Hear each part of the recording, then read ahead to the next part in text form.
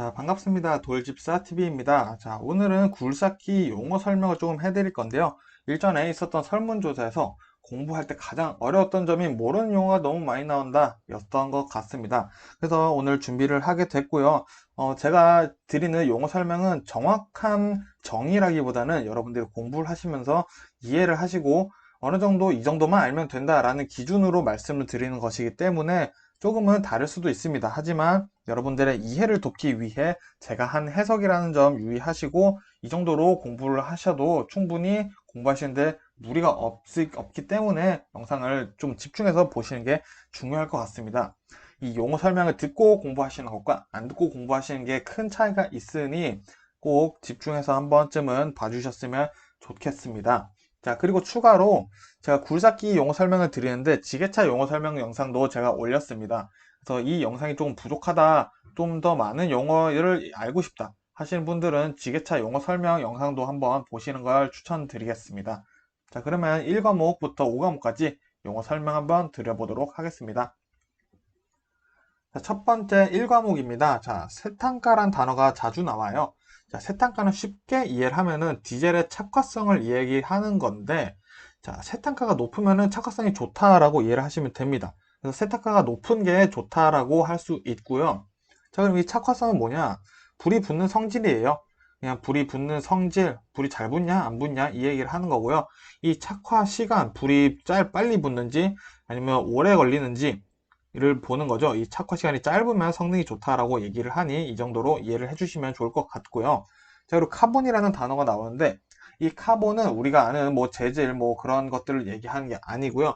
미세한 흑색의 탄소 분말입니다. 즉 고체를 얘기를 하고 있죠. 즉 이 고체 카본이 누적되면 안 좋겠죠. 혹은 이 카본이 계속 발생되면 안 좋겠죠. 즉 카본은 안 좋은 거다라고 이해를 하시면 되고요. 응력이라는 단어도 나와요.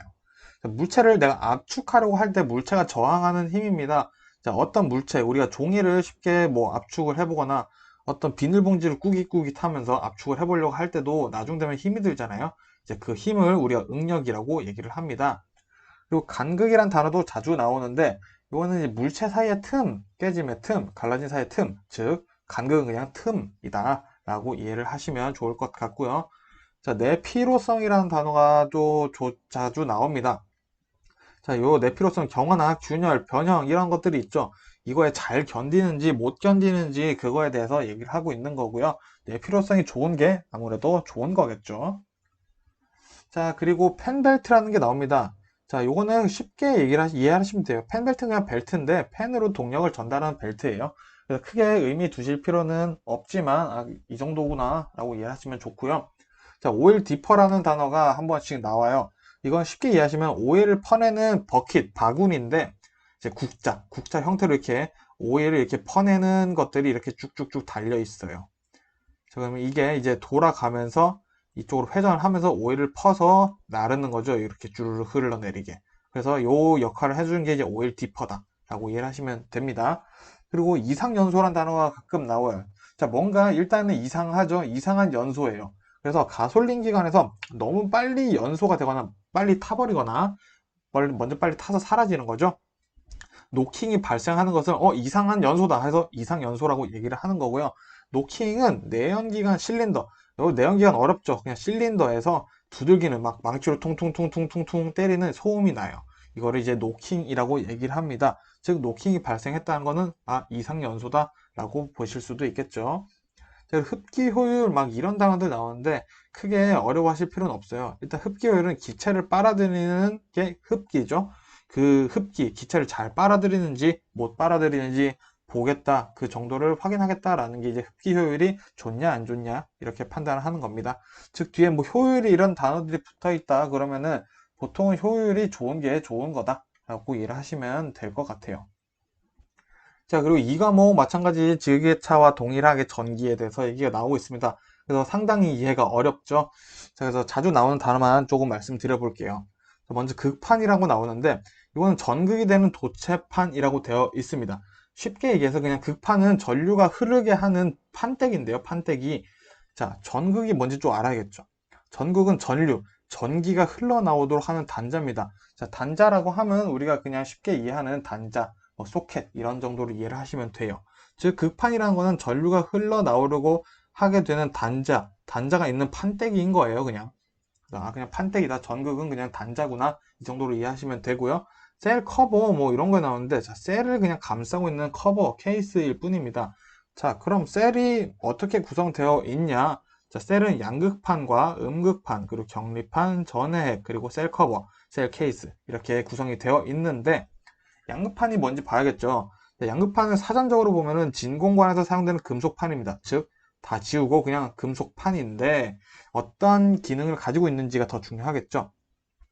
자, 축전지의 수명이 단축되거나 극판의 수가 많으면 용량이 증대되어서 전류가 증가해요. 그래서 무조건 좋다라고 얘기는 할 수 없습니다. 수명이 단축되기도 하고 이제 극판 수가 또 너무 많으면은 전류가 빨리 써버리기 때문에 좋다라고 얘기는 할 수 없지만 그런 힘을 가지고 있는 게 양극판인 거고요.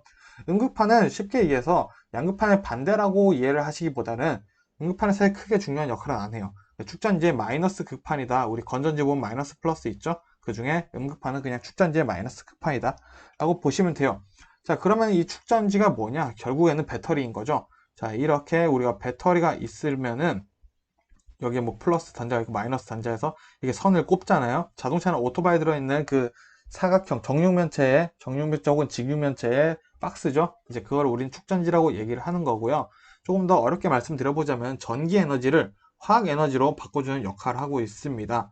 자, 여기 안에 이제 액체가 있는데 전해액이거든요. 이제 그 전해액은 전기 에너지를 화학 에너지로 바꾼다고 했잖아요. 축전지가 이제 전기를 분해할 때 필요한 용액이 전해액인 거죠. 그 중에서도 이제 음극 쪽에 있는 전해액은 음극액, 양극 쪽에 있는 양극액이다. 이렇게 해서 뭐 음극액, 양극액이 뭐지? 라고 보다는 그냥 전해액 하나 이해하시면은 공부하시는데 더 도움이 되실 거라고 믿습니다. 자, 그리고 굴삭기에서는 이제 컷아웃 릴레이라는 단어가 나오는데요.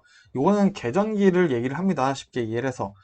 컷아웃 스위치 뭐 이런 굉장히 복잡한 내용들이 많은데 저는 쉽게 말씀드려야 되니까 이제 계전기예요. 그냥 전기 회로를 열거나 닫는 뭐 그런 역할을 하는 게 답니다. 이제 쉽게 또 말씀드린다기보다는 어떤 역할을 하는지 보면은 얼터네이터 혹은 알터네이터라고 얘기를 하는 게 있는데 그게 이제 배터리로 충전할 때는 닫히고 알터네이터가 이제 정지할 때는 회로를 여는 역할을 컷아웃 릴레이가 한다. 즉 그냥 전기 회로를 열거나 닫는 역할을 하는 거죠. 그래서 뭐 또 혹시 궁금해 하실까봐 제가 넣었는데 알터네이터는 이제 제너레이터라고도 얘기를 해요. 이제 그건 뭐 하냐? 기계식 에너지를 그냥 전기식 에너지로 바꿔주는 전기 장치입니다. 이 정도로 그냥 얼터네이터는 전기 장치구나 하고 이해를 하시면 되고요. 이제 자동차가 이제 엔진 동력을 벨트로 이끌어 달리는 중에 배터리를 충전해주는 역할을 알터네이터가 한다. 쉽게 말해서 뭐 우리가 자동차 달리면 배터리 충전된다 이런 얘기 하잖아요. 그거를 이제 알터네이터가 해주는구나 라고 이해를 하시면 될 것 같습니다. 그리고 격자라는 단어가 한번 나와요. 근데 이 격자, 무슨 뭐 자의 격자, 이런 느낌이 드시면은 그게 맞는 거라고 생각하셔도 돼요. 격자는 정확히 반복적이고 규칙적인 배열이라고 정의가 되어 있습니다. 근데 요거는 신경 쓰지 않으셔도 돼요. 근데 우리가 궁금하면 또 공부가 안 되잖아요. 그래서 요거는 그냥 물리학적인 뭔가 배열의 형태이구나. 뭔가 말이 더 어렵나요? 그냥 요거는 그냥 규칙적인 배열을 격자라고 표현한다. 라고만 이해하시면 될 것 같고요. 여자 전류라는 게 나와요. 저도 이걸 이해하는데 좀 꽤나 오래 썼던 기억이 나는데 쉽게 이해하면은 그냥 코일에 흐르는 전류를 여자 전류라고 이해를 하시면 됩니다. 그래서 이제 이 여자란 단어도 한번 알아보면은 자기장 안에서 물체가 자기를 띠는 현상이라고 되어 있는데 이거는 제가 이제 저도 문과생이다 보니까 도저히 쉽게 말씀드릴 방법을 못 떠올렸습니다. 그래서 여자 전류는 그냥 코일에 흐르는 전류구나 라고만 이해를 하셔도 문제 푸시는데 혹은 공부하시는데 전혀 지장이 없으니 이렇게만 이해를 하셨으면 좋겠어요. 그리고 간헐 와이퍼라고 있는데 와이퍼의 속도를 조절해 주는 게 있어요. 자, 속도를 조절해 주는 방법이 이제 두 가지가 있는데 첫 번째는 우리가 이제 오른손으로 움직여서 와이퍼의 단계를 지정하는 게 있고요. 두 번째는 간헐 와이퍼가 자동으로 속도를 조절해 주는 건데 우리가 비 많이 올 때 오토로 해 놓으면은 와이퍼가 비 많이 오면은 빨리 움직이고 비 많이 안 오면 천천히 움직이는 그런 역할을 하잖아요. 이제 그거의 간헐 와이퍼다 라고 보시면 되고 차량의 속도에 따라서도 자동으로 조절을 해준다 라는 것까지 보시면 될 것 같습니다. 자, 그리고 필라멘트 많이들 아시겠지만 전구 속에 있는 가는 금속선이에요.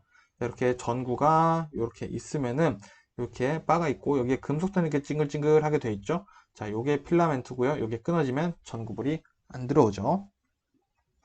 그리고 코일에 대한 한번 이해해 보겠습니다. 자, 코일은 그냥 도선을 감아 놓은 거예요. 즉, 요게 코일이죠, 지금. 이거 보시면 이게 코일이고요. 우리 시계 뒤에 뜯어 보시면은 뭔가 막 감겨져 있어요, 노란 선으로. 그게 이제 코일이다 라고 보시면 되고요. 이거를 감아 놓은 노란 색깔 황색 선 있죠, 금속선. 이게 이제 도선입니다. 그리고 솔레노이드란 단어가 나오는데, 솔레노이드는 그냥 코일이에요. 솔레노이드가 뭐지라고 이해하실 필요 없고 그냥 코일이다. 코일은 이런 형태를 띠는 도선을 감은 것이다 라고 이해를 하시면 됩니다. 그리고 자력선이라는 게 나오는데 우리 이제 이게 이름 그게 갑자기 생각이 안 나네요. 자, 자석 보시면은 아시겠죠? 자, 철가루를 이렇게 막 뿌리면은 이런 형태로 이제 철가루가 보통 붙는다라고 되는데, 요거를 우리가 상상적으로, 자선이 자기가 움직이는 방향이다 해서 뭐 자력선, 전기의 흐름을 그린 의미의 선이다 라고 보시면 되고요. 계자 코일도 나오는데, 이런 계자 코일 뭐 여러 가지 코일 종류가 있는데, 그냥 다 코일의 종류이고요. 계자 코일을 이해하실 때 뭐 한 가지 더 기억해 주실 거는 뭐 직류, 직관식이다. 이런 식으로 이해를 하시면 됩니다. 직류는 옆으로 연결된 게 직류죠. 자, 이 정도로만 이해를 하시면 될 것 같습니다. 1과목, 2과목 전기까지 알아봤을 때는 이 정도 용어 한번 들어보시고 공부를 하시면 또 많이 공부하시는데 도움이 되실 거고요. 나머지 또 3과목, 4과목, 5과목에 나온 용어 설명들도 자, 마무리해서 올리도록 할 테니 한번 또 보시면 좋을 것 같습니다. 자, 그리고 1, 2과목 설명이 조금 부족하다, 조금 더 많은 용어를 알고 싶다 하시는 분들은 지게차 영상을 보셔도 전혀 무관하시니 같이 보시는 것도 추천드리도록 하겠습니다. 감사합니다.